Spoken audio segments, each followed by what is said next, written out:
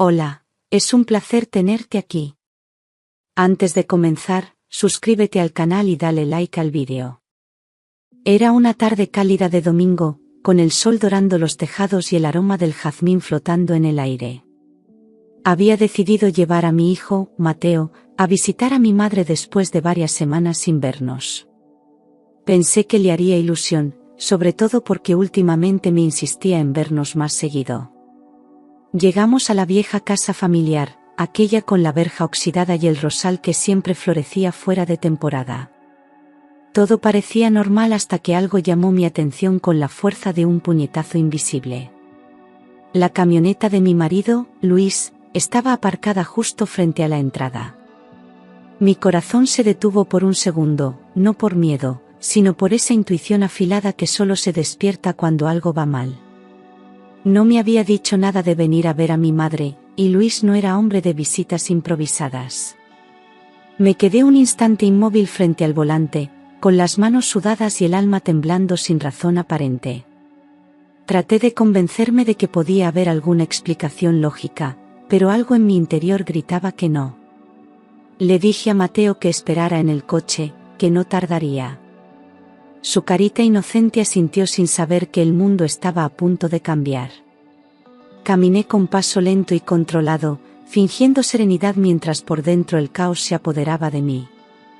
La verja chirrió como un susurro de advertencia al abrirla, y mis tacones resonaron sobre las baldosas con un eco que parecía latidos. Al acercarme a la casa, noté que una de las ventanas del salón estaba entreabierta.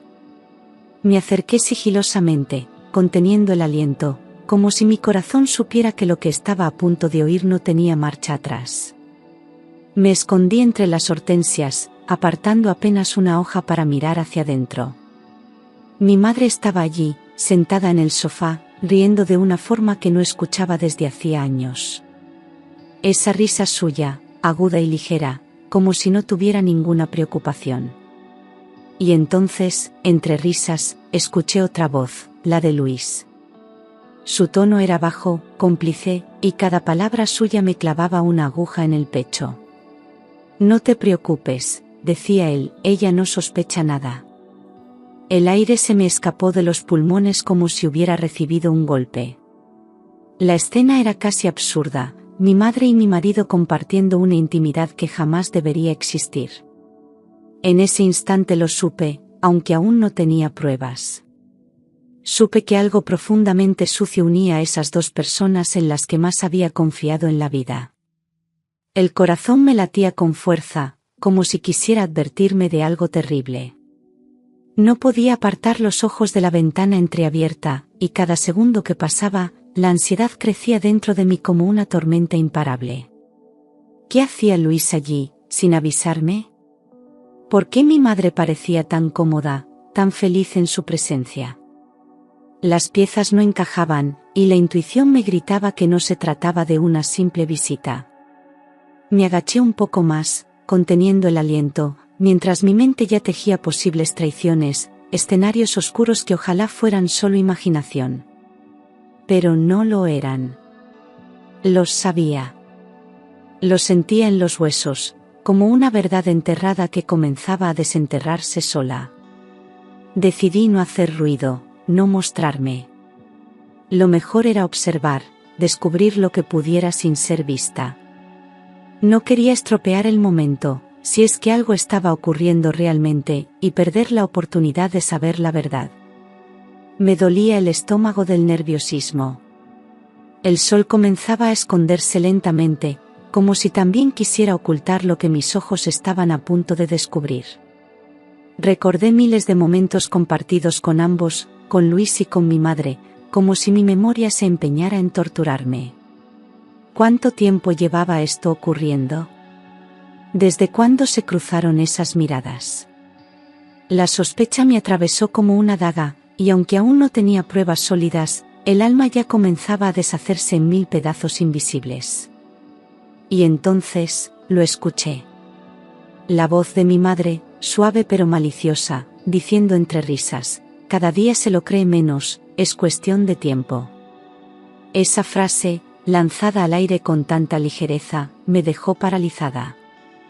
Luis respondió con un suspiro: si todo sale bien, ella nunca lo sabrá. Me temblaron las rodillas. Tuve que sujetarme al alféizar para no caer. Era real. No era una pesadilla. Estaban tramando algo a mis espaldas, y lo hacían con una naturalidad que me desgarró el alma. Sus palabras eran cuchillos invisibles que se clavaban una y otra vez. La traición no era solo una posibilidad. Era un hecho. Se reían de mí, de mi inocencia, de mi fe ciega en ambos.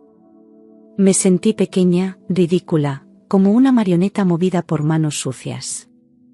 En ese instante, quise entrar corriendo, gritar, exigir explicaciones, pero algo me detuvo. Tal vez el instinto de supervivencia.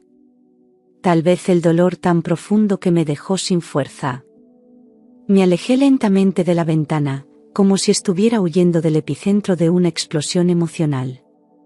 Cada paso que daba me costaba más que el anterior.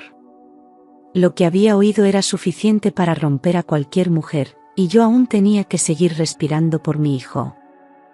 Apenas había llegado al coche cuando las lágrimas comenzaron a brotar sin permiso. No podía dejar que Mateo me viera así que respiré hondo, me limpié el rostro y forcé una sonrisa para él. Pero por dentro, algo se había roto para siempre. La voz de mi madre volvió a sonar en mi cabeza, esta vez con una crueldad escalofriante: llevamos años escondiéndolo. Ahora solo queda quitarla de en medio con la excusa del divorcio. Mi propia madre, aliada con mi marido, planeando mi destrucción. Era demasiado. Apreté el volante con fuerza, luchando contra el impulso de volver, de enfrentarlos ahí mismo. Pero no. Tenía que pensar con frialdad, aunque me estuviera desangrando por dentro. Luis subió al coche minutos después, fingiendo normalidad, como si no acabara de ser descubierto como un traidor miserable. Me miró y dijo: ¿todo bien con tu madre? Sentí náuseas. Asentí, sin poder articular palabra, mientras Mateo jugaba en el asiento trasero ajeno a todo. Desde ese momento, supe que mi vida no volvería a ser la misma. Y que estaba completamente sola. Regresé al coche con pasos lentos, como si llevara encima el peso de un mundo que se acababa de derrumbar. Al abrir la puerta, me esforcé por componer una sonrisa para Mateo, que me miraba con sus ojos inocentes llenos de luz.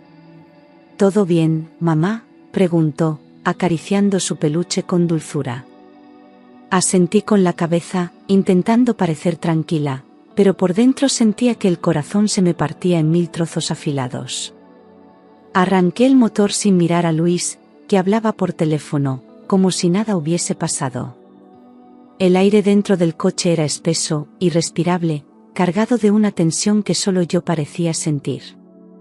El trayecto de vuelta fue un silencio insoportable, roto solo por la risa de dibujos animados en la tablet de mi hijo. Mientras conducía, mis manos sudaban sin parar sobre el volante.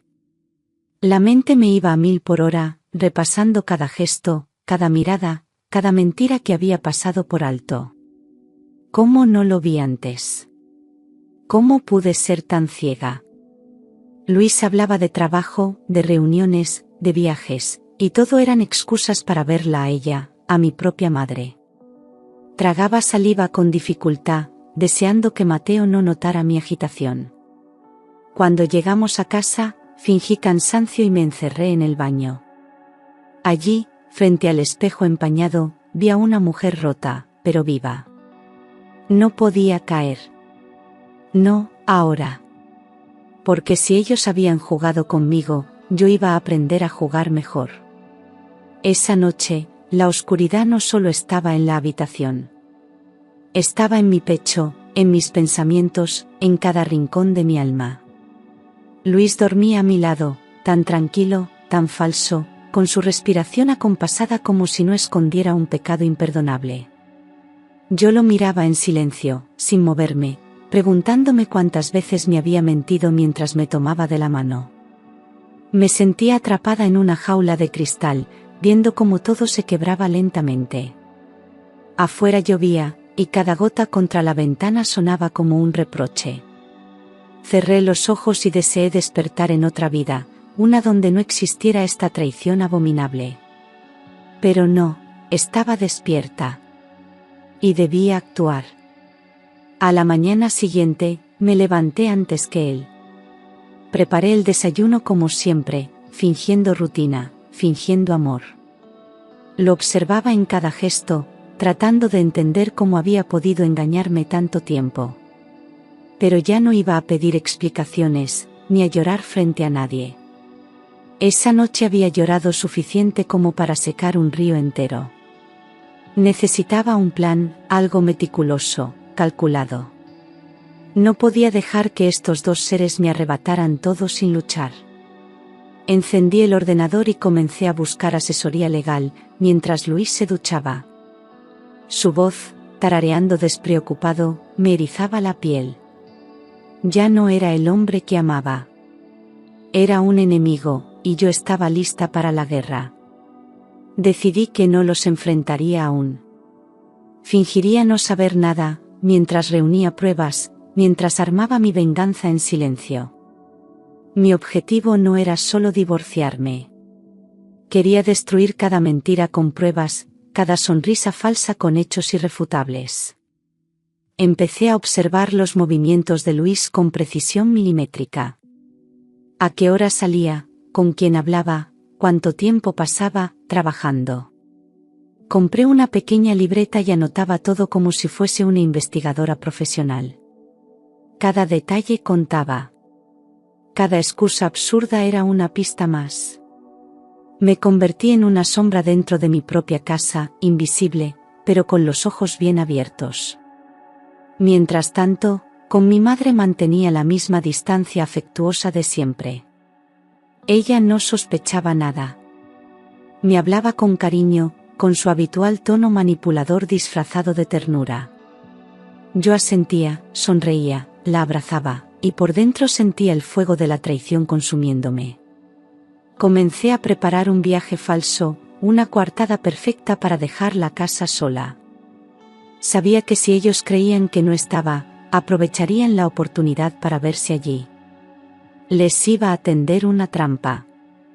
Ya no era la hija ingenua ni la esposa entregada. Era una mujer herida, sí, pero también determinada. Y en ese silencio, nació el principio de su final. A los pocos días, mientras limpiaba el coche de Luis, noté algo extraño bajo el asiento del copiloto. Al agacharme, encontré un móvil viejo, sin funda, escondido en una pequeña bolsa de tela. Lo encendí temblando, con la adrenalina golpeando en mi pecho como un tambor de guerra. No tenía contraseña. Al abrir los mensajes, me encontré con una conversación reciente que confirmaba mis peores sospechas. Era con mi madre. Se llamaban cielo y amor, y cada palabra era como un ácido que me quemaba por dentro. Hablaban de mí, de planes, de encuentros, de fechas. Todo estaba allí, a plena luz, sin vergüenza alguna. No podía creer la frialdad con la que hablaban de mí, como si fuera un estorbo, un trámite que tenían que eliminar. Guardé capturas de cada mensaje, cada fotografía, cada detalle que pudiese servir como prueba. Me sentía asqueada, pero también poderosa. Por fin tenía armas reales. Ya no era una mujer con dudas, sino una con evidencias. El teléfono estaba repleto de secretos, citas en hoteles, mensajes enviados en horarios en los que él juraba estar en reuniones. Todo encajaba como un rompecabezas del infierno. Y yo, con cada pieza, reconstruía la verdad de su traición. Ya no había vuelta atrás. Esto era guerra. Seguí revisando el teléfono durante horas, archivando todo en un disco duro externo que escondí en un lugar seguro. Las fotos eran lo más humillante. Estaban juntos en mi cama, abrazados, riendo, desnudos. Ella, usando uno de mis batines. Él, con la cadena que yo le regalé. La rabia me nubló la vista por segundos, pero no rompí el dispositivo. Lo necesitaba entero. Entre los mensajes, encontré frases repugnantes como: no aguanto más fingir ser tu suegra. Quiero ser tu esposa. No solo me estaban engañando, estaban planeando borrar mi existencia. La traición era total, despiadada, sin matices. También había reservas de hotel a nombre de ambos, citas en restaurantes a los que jamás me llevó, y hasta planes de compra de una casa juntos en otra ciudad. Ella decía: en cuanto firmemos el divorcio, todo será nuestro. Y él respondía: ella no sospecha nada, todo está bajo control. Aquello no era solo una infidelidad, era una conspiración organizada, una demolición emocional sistemática. Lloré en silencio esa noche, no por amor, sino por la destrucción de mi confianza, por el asco de haber vivido entre mentiras. A la mañana siguiente, me miré al espejo y ya no vi a una víctima. Vi a una mujer capaz de derrumbar imperios. Unos días después, con las pruebas bien guardadas, llamé a mi madre y le propuse pasar la tarde juntas. Fingí alegría, nostalgia, cariño. Ella aceptó encantada, sin imaginar que yo ya lo sabía todo. Me recibió con los brazos abiertos, con su sonrisa hipócrita y ese perfume fuerte que siempre usaba para ocultar su veneno. Me senté en su cocina, bebí el té que me ofreció, y fingí una conversación casual sobre la familia, el trabajo, y los años que habían pasado. Mientras hablaba, la observaba con atención, buscando señales, gestos, miradas. Noté algo: cada vez que mencionaba a Luis, sus ojos brillaban de una forma especial. Una chispa de deseo mal disimulado. Me hablaba de él con admiración, con una calidez que antes no estaba. Me dolía, pero no dejé que se notara. Me reí con ella, fingí que todo estaba bien, que no me estaba muriendo por dentro. Me hizo comentarios como: Luis siempre ha sido un hombre tan atento contigo, y tan guapo, ¿verdad? Sentí náuseas, pero asentí como si nada. Quería verla cómoda, segura, desprevenida. Mientras tanto, grababa todo con mi móvil en modo oculto. Cada palabra, cada sonrisa, cada confesión disfrazada de chiste. No sabía que aquel día estaba cavando su propia tumba emocional. Yo solo la estaba ayudando a hundirse con elegancia. Durante otra visita a casa de mi madre, ya con los nervios templados por la estrategia, ocurrió algo que terminó de encender el fuego. Estábamos en el salón, tomando café, cuando mencioné sin intención real el estrés con Luis. Ella, entre risas, dijo con descaro: pues si algún día os divorciáis, yo me lo quedo, ¿eh? Lo dijo como una broma, pero su mirada la delató. Había un brillo en sus ojos, una satisfacción contenida que me atravesó como una lanza. Me reí también, como si no pasara nada, pero por dentro me sentí devastada. Aquella frase no fue inocente. Fue una confesión disfrazada de chiste, una verdad oculta bajo la risa. Me quedé allí sentada, observando cómo ella tomaba su café con calma, sin saber que yo ya lo sabía todo. Esa gota fue suficiente para romper cualquier resto de vínculo emocional. Ya no había lugar para dudas, ni para nostalgia. Tenía claro que no era un error, ni una pasión inesperada. Era una decisión consciente, una traición planificada. Me despedí con un abrazo falso, con palabras dulces vacías de verdad. Al salir de su casa, sentí que algo dentro de mí se liberaba. Ya no me quedaba miedo, solo determinación. Ella acababa de sellar su destino, y yo no tenía ninguna intención de perdonar. Esa misma noche, puse en marcha mi trampa. Inventé un viaje con Mateo a casa de una amiga, algo creíble, habitual. Preparé maletas, lo llevé al colegio con excusas, y dejé la casa vacía a propósito. Pero en realidad, me instalé en un hotel cercano, con todo controlado desde una app en mi móvil. Días antes había instalado cámaras discretas en el salón, el dormitorio y la entrada. Sabía que no resistirían la tentación de tener la casa libre. Les estaba ofreciendo el escenario perfecto para caer con todo. Esperé en silencio, desde la habitación del hotel, con el corazón latiendo fuerte, pero la mente fría. Si querían mi destrucción, yo les daría su propio veneno. Pasaron unas horas, luego un día. Y al segundo día, justo como imaginaba, entraron juntos. Luis abrió con su copia de las llaves, y ella lo siguió como si aquella fuera su casa. Reían, se besaban, caminaban como dueños del lugar. Se dirigieron al dormitorio, se tumbaron en la cama, mi cama. Ella dijo entre risas, aquí es donde ella duerme. ¡Qué ironía! Cerré los ojos con rabia. Todo quedó grabado, cada gesto, cada palabra, cada traición. Ya no era solo una sospecha, ni siquiera un mensaje escondido. Era una película completa del horror. Y yo era la directora silenciosa de su caída. Con el vídeo en mi poder, sentí que por fin tenía la llave de mi liberación. Ya no había forma de negarlo, ni excusa que disfrazara la verdad. Copié el archivo en varios dispositivos, lo guardé en la nube, en discos externos y hasta en un pendrive escondido en una caja de galletas. No iba a permitir que nada se perdiera. Quería estar protegida por todos los ángulos posibles. Al día siguiente, fui al despacho de mi abogado con todo el material.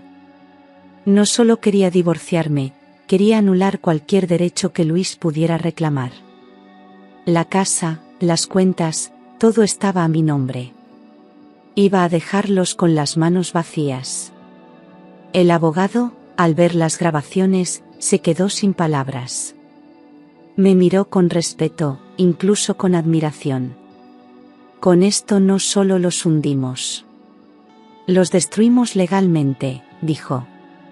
Sonreí por primera vez en semanas, con una serenidad que solo da la justicia. Me explicó los pasos a seguir, las acciones legales que podíamos tomar, y preparamos cada movimiento como si fuera una partida de ajedrez. Por fin tenía el control total de mi vida. Y por fin, el dolor comenzaba a transformarse en fuerza.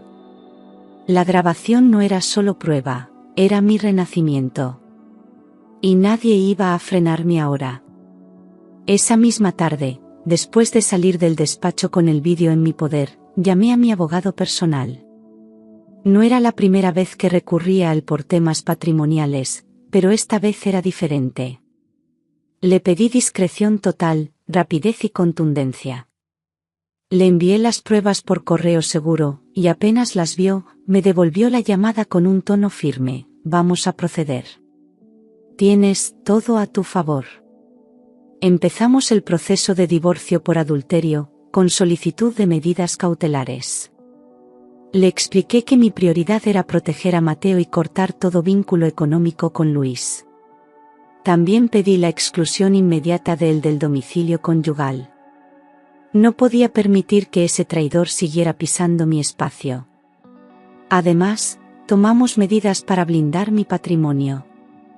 La casa estaba a mi nombre, igual que las cuentas y el coche. Todo lo que tenía Luis lo había conseguido a través de mí, de mis esfuerzos, de mis años de trabajo. Y ahora, lo usaría contra él. El abogado redactó un documento detallado para el juez, con todas las pruebas bien organizadas, fechas, capturas, vídeos, transcripciones. Era imbatible. Sabía que, legalmente, los tenía acorralados. Pero aún me faltaba una cosa. Quería ver sus caras cuando supieran que su juego había terminado. No solo deseaba justicia. Quería verlos romperse como yo me rompí. Una semana después, preparé el escenario. Llamé a Luis y le pedí que viniera a casa. Llamé a mi madre y le dije que necesitaba hablar urgentemente con ambos. Fingí nervios, como si fuera a confesar un secreto o pedir ayuda.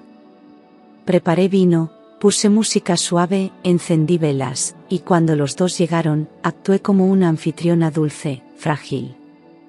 Les ofrecí copas, me senté frente a ellos y respiré hondo.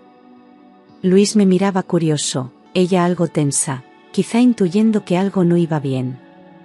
Y entonces, sin una palabra más, encendí el televisor y le di al play. En la pantalla apareció la grabación. Su entrada a la casa, los besos, las risas, la traición al desnudo. El silencio en la habitación se volvió insoportable. Ella dejó caer la copa. Luis palideció como si viera un fantasma. Nadie se atrevía a hablar. Solo el sonido del vídeo llenaba el aire, repitiendo una y otra vez su deslealtad. Yo los observaba, sin lágrimas, sin gritos. Estaba más allá del dolor. Cuando terminó la grabación, me levanté con calma y dije, todo esto está en manos de mi abogado. Tenéis 2 minutos para salir de mi casa.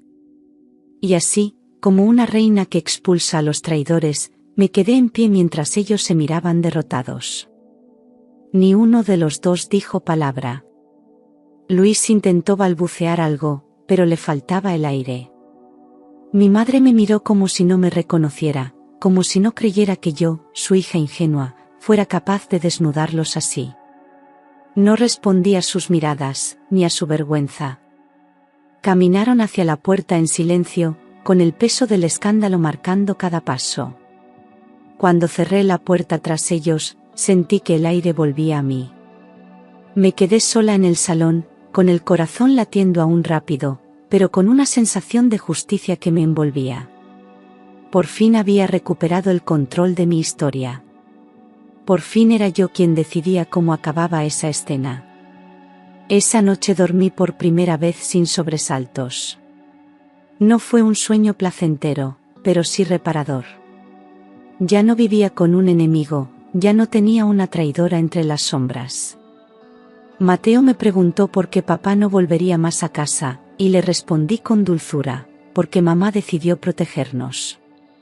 Él lo entendió a su manera, y me abrazó con fuerza. Ese abrazo me dio más fuerza que cualquier victoria legal. Ya no era solo una mujer engañada. Era una madre que había defendido su hogar. Y aunque la batalla no había terminado, yo ya me sentía invencible. Luis se marchó al día siguiente sin decir nada más. Recogió algunas cosas, sin mirarme, con los ojos bajos, derrotado. Mateo no lo despidió, apenas entendía lo que pasaba, pero notaba que algo importante se había roto. Mi madre, por su parte, no volvió a aparecer en días. Me escribió una carta escrita a mano, llena de excusas vacías, de supuestas confesiones de amor verdadero. La rompí sin leerla 2 veces. No merecía ni el tiempo de mi lectura. Cerré puertas, cambié cerraduras y borré números de teléfono. Me estaba separando de algo mucho más profundo que un matrimonio, me estaba liberando de una mentira.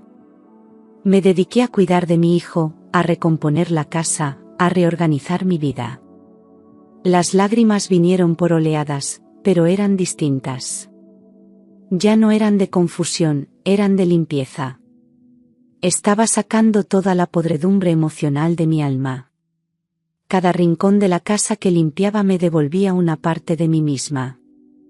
Dormí en paz, con la conciencia tranquila y la decisión firme de no volver a dejar que nadie me manipulara. Luis intentó llamarme, pero bloqueé cada intento. No había nada más que hablar. Lo nuestro ya no existía.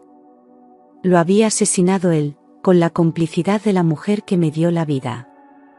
Días después, el vídeo de la traición llegó, no sé cómo, al grupo de madres del colegio de Mateo. Alguien lo filtró, probablemente desde el correo del abogado.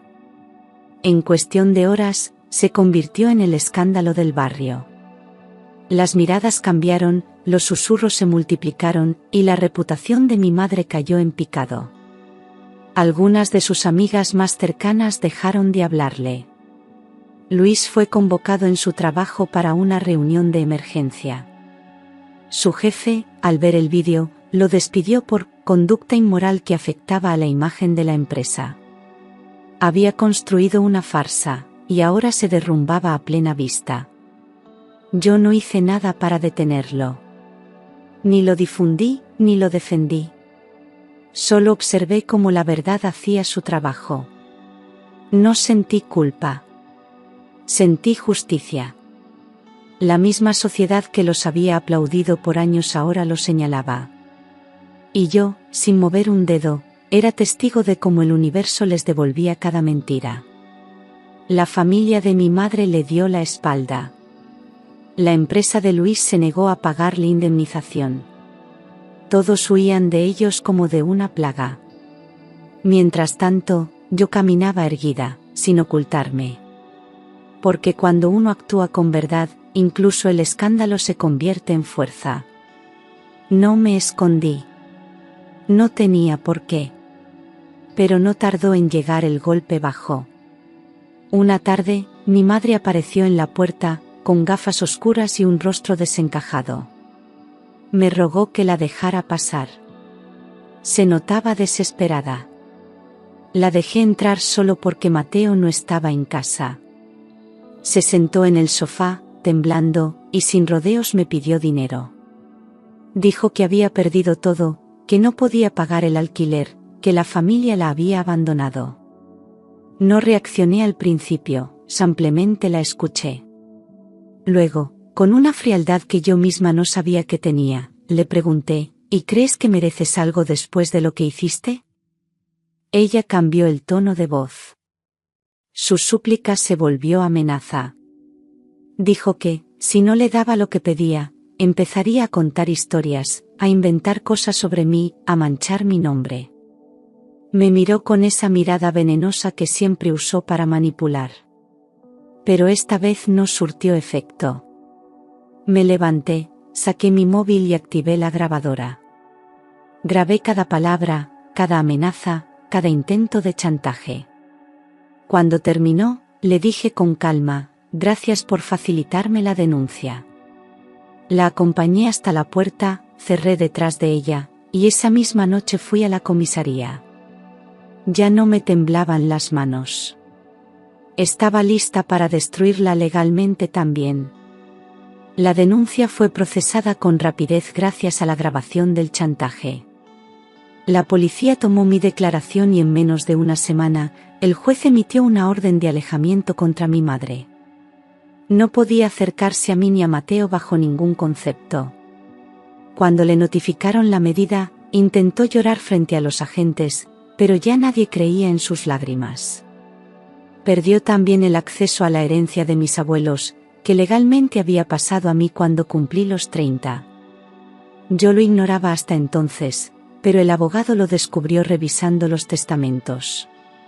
Fue otro golpe para ella. Otro puente quemado por su propia codicia.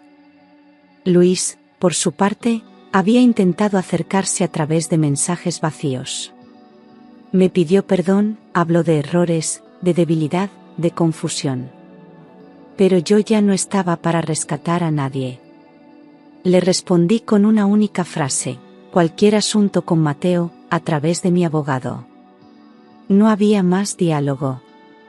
No había marcha atrás. La justicia había hecho su parte, y ahora era yo quien debía continuar con la vida. Me negué a mirar atrás, porque ya no quedaba nada allí que mereciera la pena. Cerré esa puerta con firmeza. Y aunque la herida aún dolía, sabía que el tiempo iba a curarla. Vendí la casa donde todo se había desmoronado. Cada rincón me recordaba una mentira, una promesa rota. Con el dinero de la venta, compré un pequeño piso en otro barrio, más modesto pero lleno de luz. Era un lugar sin recuerdos, sin fantasmas. Mateo tenía su nueva habitación decorada con sus colores favoritos, y yo por fin dormía sin pesadillas. Empecé terapia, no por debilidad, sino por necesidad. Tenía que aprender a confiar otra vez, a reconocer las heridas antes de que sangraran. No quería arrastrar el dolor, sino convertirlo en lección. Y así, poco a poco, volví a respirar. Fueron meses de trabajo silencioso, de pequeños logros que se sentían como grandes victorias. Una sonrisa de Mateo, un café en silencio, un día sin lágrimas. Fui recuperando partes de mí que creía perdidas, la alegría, la intuición, la esperanza. Reorganicé mis horarios, me volqué en el trabajo, pero también me permití descansar. Empecé a salir con amigas, a caminar sin prisa, a mirar el cielo sin sentir peso. No me reconstruí en soledad, sino con el amor de mi hijo, la fuerza que había descubierto dentro de mí, y la decisión firme de no volver a ser la misma. No más silencios, no más sumisión. Solo verdad. Un día cualquiera, en una cafetería cercana al trabajo, conocí a David. Era viudo, tranquilo, con una mirada sincera que no buscaba impresionar. Empezamos a hablar de libros, de música, de cosas pequeñas que no exigían máscaras. Al principio fui distante, cautelosa. No confiaba ni en mis propios impulsos. Pero David nunca presionó, nunca exigió más de lo que yo podía dar. Estaba ahí, día tras día, como una presencia firme y amable. Y sin darme cuenta, su constancia comenzó a derribar mis muros. No fue un flechazo, fue una luz lenta que empezó a calentar mis días. Mateo conectó con su hija de inmediato. Eran casi de la misma edad y compartían juegos, risas y secretos. Verlos juntos me llenaba el pecho de ternura. Empezamos a salir los cuatro, al parque, al cine, a picnics improvisados. No buscábamos formar una familia perfecta, solo ser felices sin pretensiones. Y así, sin presión ni prisa, construimos algo distinto. No era un reemplazo de lo perdido. Era un nuevo comienzo, uno sano, sincero y lleno de respeto. Por primera vez en mucho tiempo, sentí que el amor no dolía. Que podía volver a confiar. Y sobre todo, que merecía ser amada de verdad. Aunque David era todo lo que nunca había tenido, paciente, honesto, transparente, el miedo seguía agazapado dentro de mí. Había noches en que me despertaba sobresaltada, preguntándome si no estaría repitiendo la historia, si no me estaba engañando a mí misma otra vez. Él notaba mis silencios, mis huidas emocionales, pero nunca me juzgaba. Solo me decía, tómate tu tiempo, yo no tengo prisa. Y esa frase, dicha con sinceridad, se convirtió en mi escudo. Empecé a abrirle espacios pequeños, una conversación más larga, una mano tomada sin temblor, una confesión sin culpa. Sentía que caminaba sobre cristales, pero al menos caminaba. El amor no era fuego esta vez, era un faro. Poco a poco, mis muros se agrietaron. Ya no saltaba con cada caricia, ya no esperaba una mentira tras cada gesto amable. Aprendí que el amor sano no exige explicaciones constantes ni perdones eternos. Que se puede construir sin promesas vacías, solo con presencia diaria. David me enseñó que no todos los hombres mienten, que no todas las historias acaban en traición. A veces, el pasado sigue susurrando, pero aprendí a bajarle el volumen. Miraba a Mateo, feliz junto a la hija de David, y comprendía que era posible volver a creer. No en cuentos de hadas, sino en realidades compartidas. Y ahí, en esa sencillez, encontré mi lugar. Un año después, compartíamos casa, cenas, rutinas y domingos de manta y película. No éramos una familia tradicional, ni pretendíamos serlo. Cada uno traía su historia, sus cicatrices, sus miedos. Pero juntos habíamos creado algo nuevo, algo nuestro. No intentábamos borrar el pasado, solo dejar de vivir en él. Mateo y la hija de David se trataban como hermanos, sin etiquetas forzadas, solo con cariño natural. Y entre nosotros, el amor fluía con respeto, sin gritos, sin secretos. Era un hogar donde la paz no era aburrida, era un regalo. Celebramos el primer cumpleaños compartido con una fiesta sencilla, sin invitados falsos, sin familiares tóxicos. Solo nosotros, riendo, cocinando, bailando en el salón con la música alta. Nadie extrañó a los que ya no estaban. Porque lo que perdimos nos enseñó a valorar lo que teníamos ahora. Miré a David y sentí algo nuevo, seguridad. Ya no necesitaba pruebas de amor, ni promesas eternas. Estábamos juntos porque queríamos estar, no por obligación ni por miedo a estar solos. Y eso era suficiente. Una familia no se mide por el apellido, sino por el amor que sostiene los días difíciles. Una noche tranquila, mientras preparábamos la cena, sonó mi móvil. El número no estaba guardado, pero lo reconocí al instante. Era Luis. Dudé en responder, pero lo hice. Su voz sonaba diferente, desgastada, apagada. Me dijo que necesitaba hablar, que quería ver a Mateo, que había cometido errores y solo quería una oportunidad como padre.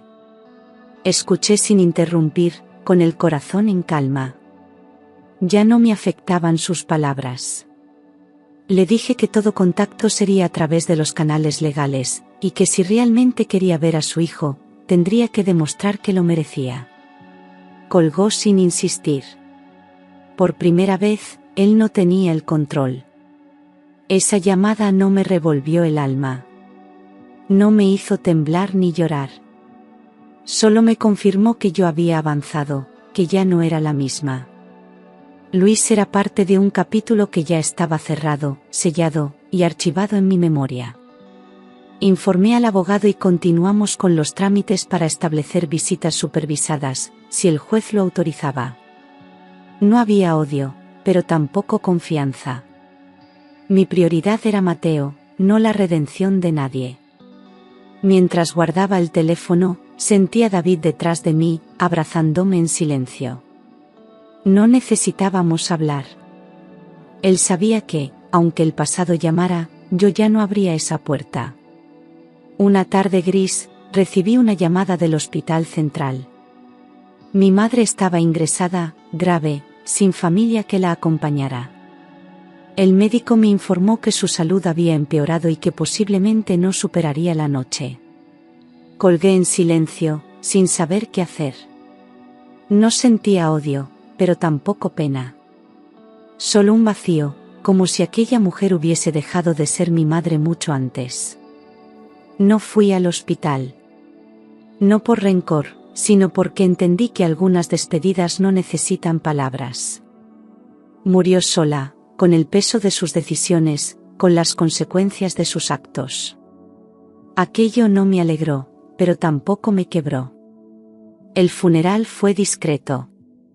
Apenas unas flores, ningún familiar, ninguna lágrima sincera. Fui por obligación moral, no por sentimiento. Me quedé de pie, observando el ataúd cerrado, recordando a la mujer que me parió y me traicionó. No sentí liberación, porque hacía tiempo que me había liberado de ella. Al terminar, me acerqué al sacerdote y le pedí que rezara por su alma, aunque yo ya no supiera si esa alma merecía redención. Al salir del cementerio, respiré hondo. Era el último lazo con un pasado oscuro. Con su muerte, se cerraba el último capítulo de una historia marcada por la traición. Semanas después, mientras organizaba algunos documentos antiguos en casa, encontré una caja de madera olvidada en el fondo de un armario. Dentro había fotografías viejas, cartas, papeles de herencia y un sobre con mi nombre, escrito con la caligrafía temblorosa de mi abuela. Lo abrí con manos temblorosas y encontré una carta que parecía escrita para este momento exacto. Decía: querida nieta, si alguna vez dudas de tu madre, confía en tu corazón. Su ambición es más fuerte que su amor, y solo tú podrás romper ese ciclo. Lloré en silencio, no de tristeza, sino de alivio. Alguien más lo había visto. Yo no estaba loca. Leí esa carta varias veces, como si cada palabra fuese una caricia desde el pasado. Todo cobraba sentido, las advertencias sutiles, las miradas incómodas, los silencios de mi abuela. Ella sabía lo que se escondía detrás de la fachada elegante de mi madre. Me sentí comprendida por fin. Esa carta cerró una herida que ni siquiera sabía que aún estaba abierta. Entendí que a veces la sangre no salva, pero la verdad sí. Guardé el sobre en un lugar especial, como símbolo de que, aunque la historia fue cruel, yo había sobrevivido para contarla. No estaba sola. Nunca lo estuve del todo. Hoy, después de todo, miro atrás sin rencor.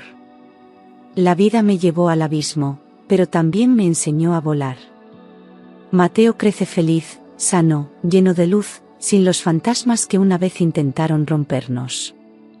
David sigue a mi lado, no como un salvador, sino como un compañero verdadero. No hay finales perfectos, pero sí comienzos reales. Y eso es lo que tengo, un presente firme, un futuro en paz. No olvido lo que viví, pero ya no me duele. Porque entendí que, a veces, perderlo todo es el primer paso para tenerlo todo. La traición, el dolor, las pérdidas, todo me moldeó, pero no me destruyó. Aprendí a poner límites, a elegir con el alma, a reconocer mi valor. La mujer que un día fue engañada, hoy es dueña de sí misma. No necesito venganza, solo justicia, y ya la tuve. La vida sigue, y yo camino con la cabeza en alto, sin miedo, sin dudas. Esta historia no termina con lágrimas, sino con fuerza. Porque aunque me quisieron romper, renací. Y lo hice más fuerte. Más libre. Más yo.